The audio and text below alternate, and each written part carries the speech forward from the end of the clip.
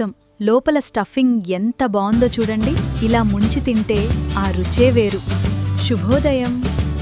ఈరోజు ఎంతో రుచికరమైన ఆలూ పరాటా ఎలా చేయాలో చూద్దాం.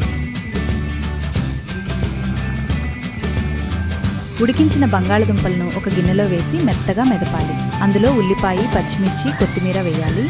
కారం, జీలకర్ర, గరం మసాలా, ఉప్పు వేసి బాగా కలపాలి. గోధుమ పిండిని నీటితో మెత్తగా కలపండి. చిన్న ఉండలుగా చేసి పక్కన పెట్టండి. దీని మధ్యలో ఆలూ మిశ్రమం పెట్టండి. మెల్లగా పరాటాలా ఒత్తండి. వేడి పెనం మీద పరాటా వేయండి. నెయ్యి రాసి బంగారు రంగు వచ్చే వరకు కాల్చండి.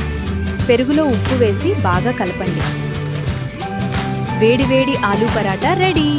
కమ్మని పెరుగుతో తింటే అద్భుతం. లోపల స్టఫింగ్ ఎంత బావుందో చూడండి. ఇలా ముంచి తింటే ఆ రుచే వేరు.